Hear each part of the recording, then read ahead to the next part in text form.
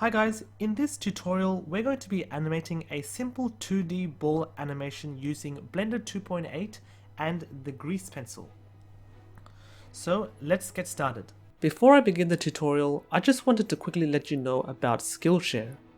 It's an online learning community with over 25,000 classes in design, business and more. From my own experience, classes tend to be shorter and more bite-sized. This allowed me to skill up really fast, and it can do the same for you. You can find a whole bunch of classes related to Blender, like this one, or even this one, and you can learn how to master sculpting, rendering, making games, drawing, or even 2D and 3D animation. I also put out classes regularly on Skillshare, many of which you won't ever find on my YouTube channel. Best of all, Premium membership gives you unlimited access to any class on the platform you want, and you only pay less than $10 a month. I ran a promotion last month where I gave away 2 months premium membership to Skillshare to my first 500 subscribers for free as a thank you for helping me reach 7,000 subscribers. Due to an overwhelmingly awesome response, I've managed to secure a deal to give you guys 2 months premium membership to Skillshare for free if you missed out. Go ahead and click on the link in the description below to sign up. You'll need to hurry as it's only valid for the next 500 subscribers only. Now on with the tutorial. By the way, I'm using a Wacom pen and tablet for this because it's a lot more easy to draw using a pen and tablet rather than using the mouse. So if you have a pen and tablet, go ahead and use that because you'll find that your drawing experience will be a whole lot easier. So open up Blender 2.8 and I'm going to go and click File, New, then go and select 2D animation, since that's going to be the view that we're going to be working with. Straight away you'll find that it's automatically set up for you in draw mode. So if I go ahead and draw right now, we can see that we can create strokes very easily. The current object that we're working with is called stroke, so maybe I can name that to something like ball. So if I go out of draw mode into object mode, you'll find that it's a grease pencil object. So using this object, we can start to draw our bouncing ball. So I'm going to go ahead and change back from object mode to draw mode. So just a little bit of housekeeping before I start to draw the bouncing ball. I'm going to go ahead and change the strength to 1. And maybe I'll just turn off this pressure sensitivity. Because right now, like if I just put it back to the default real quick, if I start drawing my bouncing ball, you'll find that like it's a little bit transparent, and if I press down even harder, it gets less transparent, and if I draw very lightly, it becomes really transparent. Now I don't want that for my bouncing ball animation. I just want to work with purely black lines. So I'm going to disable first of all pressure sensitivity, and I want it to be fully black, so I'll turn the strength all the way to 1. So now when I draw, we get something that looks like that, which is exactly what I want. By the way, I'm going to leave the pressure sensitivity on for the radius. This controls exactly how thick the lines look. So if I draw very lightly, you get these light lines, but if I press down harder on my tablet, you get these sort of thick lines. That tends to be okay for my case when it comes to drawing the ball because it just adds a little bit more style to it. So I don't care too much about that. So let's go ahead now and start to actually draw the ball. Now, if you're like me and you're really bad at drawing circles, then there's actually an easier way to do it. Just go ahead and instead of using the pencil tool, just actually use the circle tool directly in Blender 2.8. So select circle and make sure that all of this stuff is also strength is 1 and pressure sensitivity is turned off just for the strength. And then I'm going to go ahead and drag out maybe a little ball shape. So maybe we'll create a basketball type of shape. Something like that, I guess it's okay. If you want a perfect circle, by the way, hit shift on your keyboard and then drag out. You get perfect circles all the time. Okay, maybe something like that, and then shift and then let go. And then you'll see these 3 dots over here. I think these allow you to make more adjustments if you want to. I don't want to. I think I made a mistake by doing that, but anyways, let's stick to something like that. Once you're happy with the shape of your ball, go ahead and hit enter. So now it becomes an actual grease pencil line. And you'll notice that we've added a keyframe over here as well. Now for this tutorial, I'm not going to be working with fills. Fills is simply what color you want to color this in. We don't really care about that for this tutorial, so I'm going to go ahead and remove it. We're just going to work with lines only, just to simplify things for this tutorial. Okay, so we have our line for the ball. Maybe I might go ahead and create a basketball kind of a shape for this ball, not just a boring circle. Let's make it a little bit more interesting. So I'm going to hit shift on my keyboard and then click the middle mouse button to drag the view a bit, and then zoom in by scrolling in, and then let's start to actually draw a basketball shape. So I'm going to click the draw button over here to change to draw mode again using the tablet. And then to draw the basketball, I might just add in one line that comes in like that. I might also add an S-shaped curve over here. Oops, sorry. And I might add an inverted S-shaped curve over here. To finish off the basketball, I might go ahead and add in another line that comes in like this. And that completes the shape of the basketball. I notice that the line is coming out a little bit over here. I can fix that. Just go into edit mode. So to go into edit mode, it's exactly the same way that you would do it as you would work with 3D objects. So tab into edit mode, and then what I'm going to do is I'm going to right click and select that vertex over there, and then hit X, delete points. To remove that, I might just select that point over there, hit Control plus plus plus, X, delete points, and there we go. We fixed that up there. So I might go back from edit mode to draw mode again, and the basketball is now complete. So now our ball shape is done. Now, in order to animate our bouncing ball, our ball needs a ground to bounce on, and currently we have nothing at the moment. Now, of course, we can go ahead and just draw in a line there and then just animate away, but I'd like to keep background objects or stationary objects separate from the object that I'm animating. So in this case, I want to keep the grease pencil object, so if I change from draw mode to object mode, separate from any stationary object. So if I want to add any stationary object, I just create a new grease pencil object for that.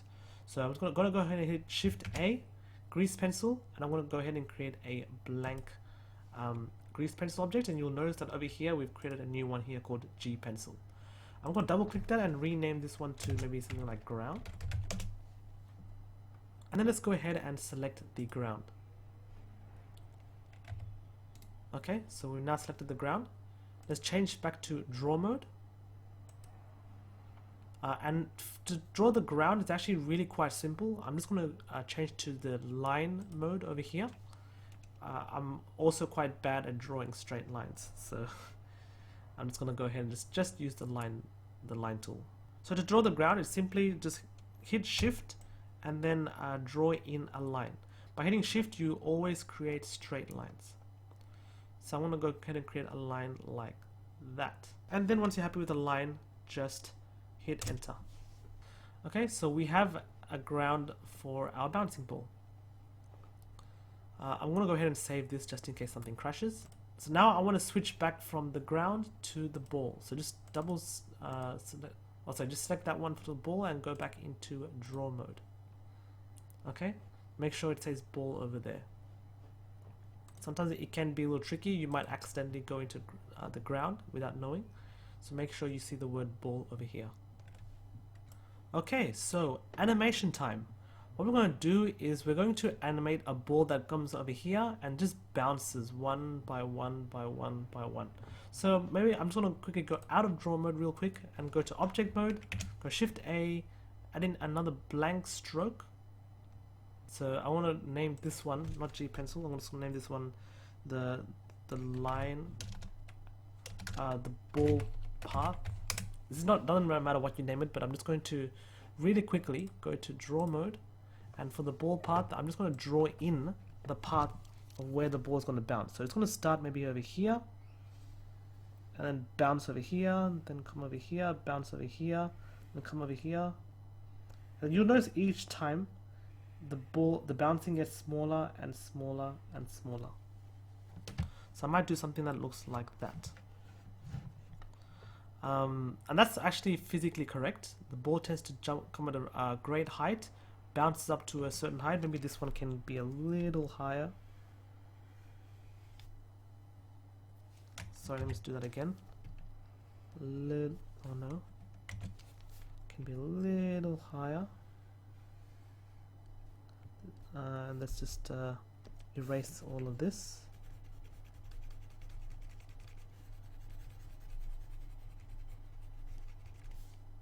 Go back to the pencil again.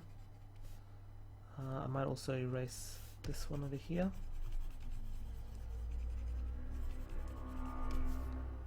Let's do this one and draw this one a little higher as well. Yeah, something that looks like that, or maybe a little lower.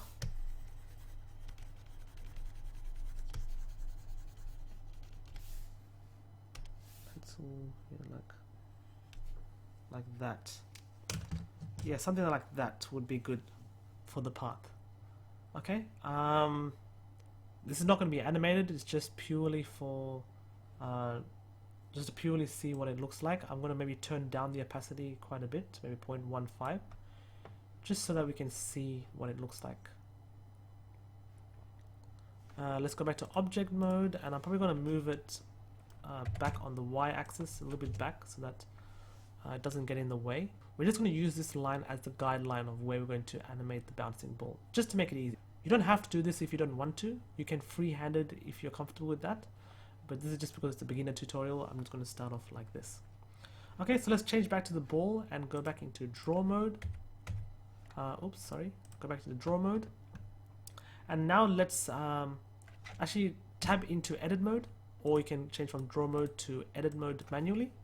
And then just position the ball where we want it to start. I might just scale it down a bit as well. Maybe the ball is a bit too big. Okay, we might start it somewhere like there. Something like that is probably a good starting point. So over here we have the timeline editor. It used to be called the dope sheet editor in older versions of Blender, but it's now called the timeline editor. So over here we have a bunch of all these strokes. The one for the ball is actually, you don't see the word ball over here, and that's because the words that are being used over here is actually coming from here. So for example, if you name this one ball, it's probably a good idea to name this one ball as well. So now we can see the word ball over here. Okay, so all this little diamond stuff that you see over here, they're called keyframes. They represent a snapshot of what your drawing looks like at this point in time. So this is pretty much the timeline. So if I pretty much press play, you can see what your animation will look like. Currently we don't have any animation going on, so there's nothing going on. But when we add keyframes, we create snapshots of what our drawing looks like at that specific time, at that specific point in time. I hope that made sense, but if it doesn't, don't worry about it. I'm just going to go ahead and show you now. Leave these keyframes from these other objects as is, because for example, if I go ahead and delete these keyframes, you will pretty much remove your drawing, and we don't want that. We want to keep the same keyframe for these static drawings to be the same throughout the entire animation. We're concerned about only the ball one. Only the ball will be animated. So that's why I want to separate out the static objects from the animatable objects, to keep everything very simple. You don't have to. If you want to keep the ground as the same object as the ball, that's fine too. But generally I like to tend to keep things separated out, just to keep things simple and more organized. Okay, so for the ball animation, I'm just going to go every 10 frames and put in where the extremes are going to be in my animation. What I mean by extreme is these points over here. This point, this point, this point, this point, this point. It's the extreme part of the animation. So let's go 10 frames by 10 frames. So what I want to do is I want to select the ball keyframe by right clicking and then hit Shift D to duplicate that keyframe. And then I'm going to go ahead and do that for every 10 frames. Shift D and then drag out, Shift D and then move the mouse and click over here. Shift D, move the mouse and click over here. And how many points do I need? 1, 2, 3, 4, 5, 6, 7, 8, 9, 10, 11. Okay, so let's just create 11 points.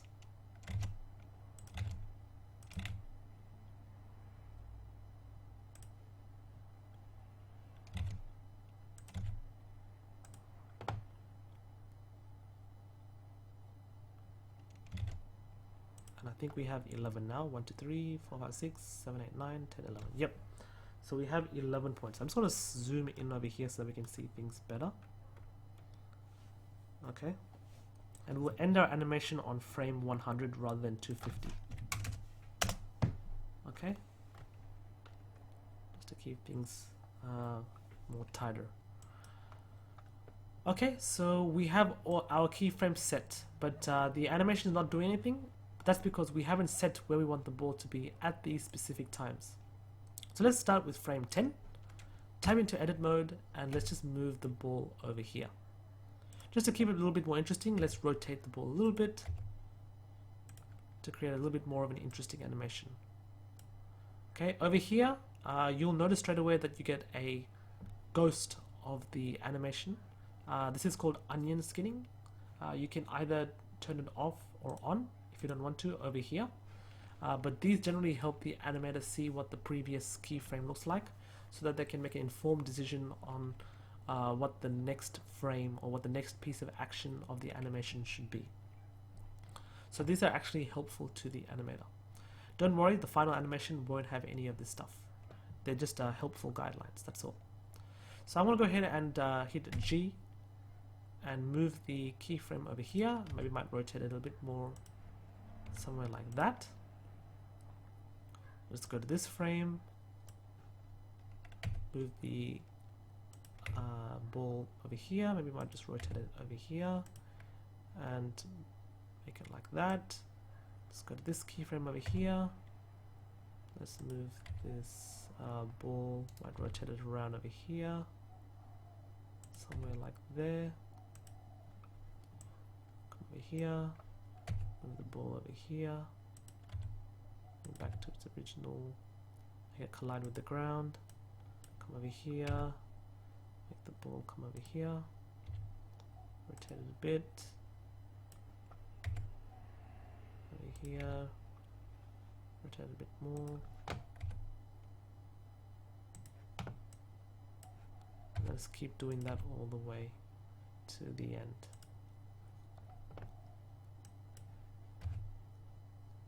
It's going to deviate from the reference. That's okay. A reference is just a reference. We don't have to follow that by the book.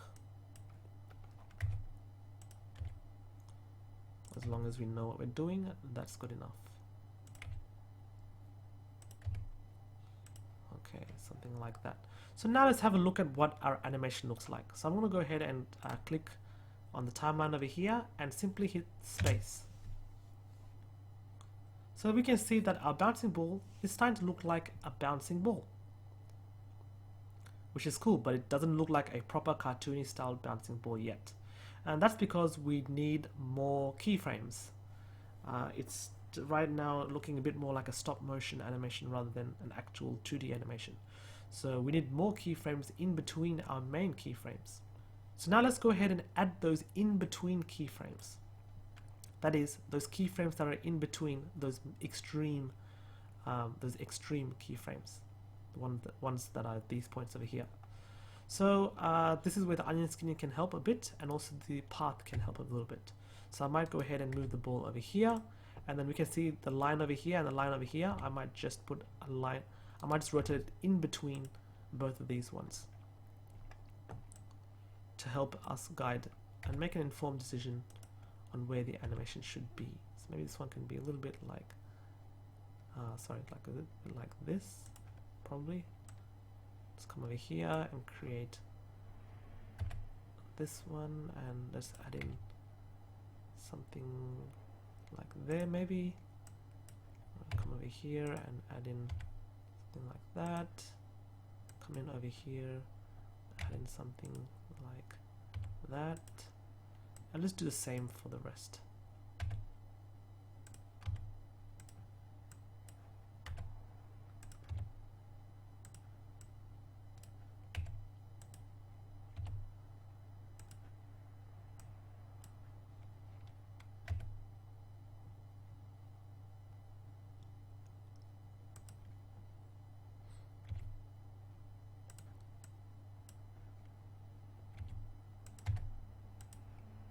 Yeah, something like that. So now if we play back animation, it's starting to look less like a stop motion animation and a bit more like a proper 2D animation. We can see the ball rotating as it bounces as well, which is looking quite nice. Cool, but we can still make it look even better. Right now the keyframes look nice and organized, but we can actually make it look even more organized by setting keyframe types. So if I go ahead and select all these in-between keyframes over here, I know that they're every alternate keyframe. Just shift right click each of those ones over there, and then hit R on your keyboard and change it to the breakdown type. You can put any of these other ones if you like, but I'm just going to name it breakdown, since they're just a breakdown. I think that's what they're called, breakdown. You can also select any of these other types as well if you want. They won't really do anything, they're just simply a display. So it'll just change how the keyframes look, that's all. It doesn't actually do anything to your animation. It's just to make it look more organized, that's all. In the animation world, especially in character animation and other types of animation, these other types of animation have different meanings as well. Okay, so once we have this animation, it's looking good, but I think we can improve the animation further. I mean, I can go ahead and keep adding more keyframes, but I think now is a good time to start to introduce some of the principles of convincing 2D animation. One of the principles of animation is squash and stretch. This principle was actually set out by Disney animators, and it actually helps to make your animation look more appealing and a lot more interesting. So basically, we're going to add stretch to these parts over here where the ball is moving the fastest, and squash to where the ball is impacting with the ground. So, or when the ball is severely decelerating. So I'm going to go to the part where the ball is accelerating, so these points over here, and just add in a bit of stretch. So I'm going to go SZ to add in that stretch, and then SX to squash it a little bit here, because once we stretch it in this direction, it obviously needs to squash as well, because the ball doesn't increase in volume, it just stretches. So let's do the same over here. Actually, I'll go back over here, and what I'll do is I'll rotate it along the line of the path, just to make it look a bit more convincing. So to go over here, so basically I'm just going to each of these breakdowns and just stretching it out, and then rotating it along the path. The more that you squash and stretch, the more cartoony it appears. So obviously I'm stretching quite a bit over here, so it's going to appear quite cartoony.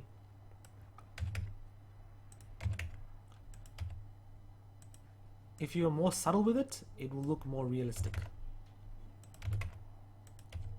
And this is not fake. In real life, if you actually look very, very carefully, watch those slow motion videos on YouTube, you'll find that the ball actually does squash and stretch when it's in motion. It's not really just a cartoony effect. It's actually real. Actually, I don't need that much squash going on over here, because as the ball bounces less and less, there's less stretching going on. So I can be a bit more subtle with it here. I guess it's almost not even noticeable. But let's just add it there just to make it a bit more interesting. So if I play back the animation now, it's looking really cartoony, which is good. But we're not done yet. We still haven't added the squash, which is why it's still looking a little bit unrealistic. So to add in the squash, just before the ball makes the impact, I want to have its original form. So I'm just going to go just at places where the ball has the original impact, and then just Shift D, duplicate that one, and move it one frame back. I'm just going to go ahead and do the same thing for each part that it impacts with the ground. So over here, let's duplicate by hitting Shift D and then moving it one frame back. Then here, same thing, Shift D, move one frame back. Shift D, move one frame back.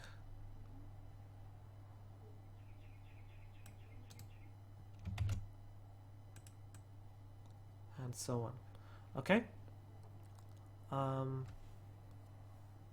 now once we've done that, what I'm going to do is on this frame, I'm going to add in the squash. So SZ and then SX just to fill in that. And let's move it all the way down.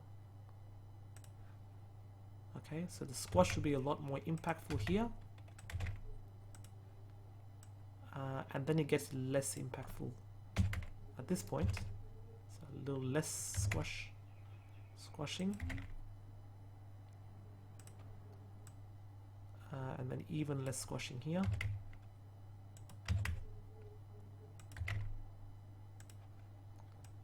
And then even less squashing here. Oops. SX, SZ. And finally, pretty much rarely any kind of squashing.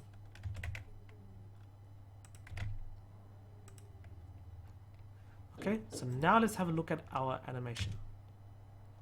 Perfect. Now, of course, a basketball doesn't squash and stretch to this kind of level. Rarely ever does. A bowling ball would rarely have any squash and stretch either. This is probably more like a tennis ball or a, some kind of plushy, bouncy ball rather than an actual basketball. So you should also be toning down the squash and stretch based on the type of ball that you're animating as well. But since it's a cartoony ball, I don't tend to care too much. I didn't really want to actually represent an actual basketball, just a general ball. So it doesn't matter too much for me. So in this case, I'm quite happy with the animation of the ball. The ball is looking quite good now, so I can go ahead and hide or even get rid of this ball path. So let's delete it.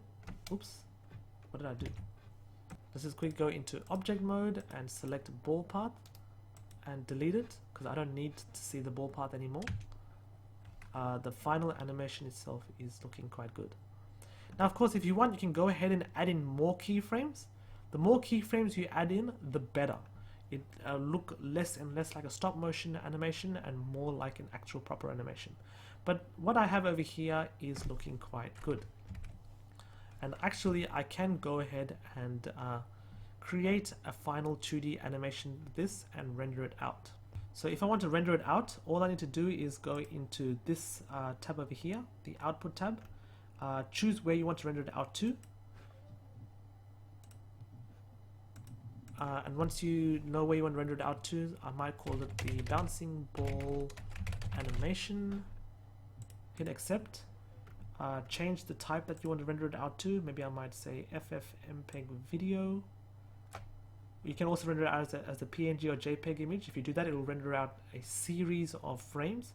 But then you can combine that into a video editor and make it into a video as well, if you'd rather use your own video editor. But I'm just going to use FFmpeg video. Keep it at the default 1920 by 1080. It's typical HD, and then just go render animation, and at this point you'd be done.